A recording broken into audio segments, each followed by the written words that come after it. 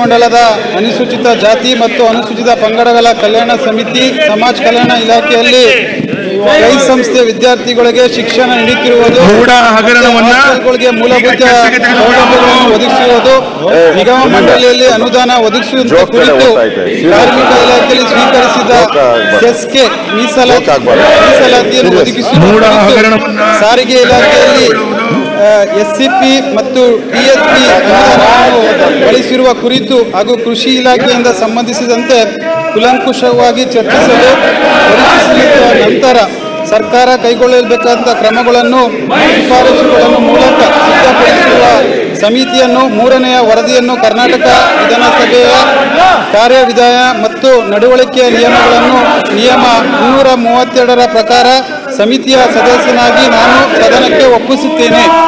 C Puttaranga Shetty. ಸನ್ಮಾನ್ಯ ಸಭಾಧ್ಯಕ್ಷರೇ, ಕರ್ನಾಟಕ ವಿಧಾನಮಂಡಲದ ಹಿಂದುಳಿದ ವರ್ಗಗಳ ಮತ್ತು ಅಲ್ಪಸಂಖ್ಯಾತರ ಕಲ್ಯಾಣ ಸಮಿತಿಯ ಅಧ್ಯಕ್ಷನಾದ ನಾನು 2023-24ನೇ ಸಾಲಿನ ಸಮಿತಿಯ ಮೊದಲನೇ ವರದಿಯನ್ನು ಸಂದರ್ಭದಲ್ಲಿ ಮಂಡಿಸುತ್ತಿದ್ದೇನೆ. ಈಗ ಅರ್ಜಿ ಒಪ್ಪಿಸುವುದು ರುದ್ರಪ್ಪ ಬಲಮನಿ ಅವರು. ನನ್ನ ಹೆಸರಿನ ಮುಂದಿರುವ ಅರ್ಜಿಗಳನ್ನು ಸದನಕ್ಕೆ ಒಪ್ಪಿಸುತ್ತಿದ್ದೇನೆ. ಈಗ ಚುನಾವಣಾ ಪ್ರಸ್ತಾವನೆ. ಮಾನ್ಯ ಅಧ್ಯಕ್ಷರೇ,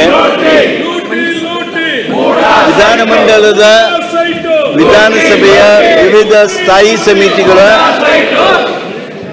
ಮಾನ್ಯ ಸದಸ್ಯರುಗಳನ್ನು ನಾಮನಿರ್ದೇಶನ ಮಾಡಲು ಮಾನ್ಯ ಸಭಾಧ್ಯಕ್ಷರಿಗೆ ಅಧಿಕಾರ ನೀಡುವ ಪ್ರಸ್ತಾವನೆಯನ್ನು ಮಂಡಿಸುತ್ತಿದ್ದೇನೆ.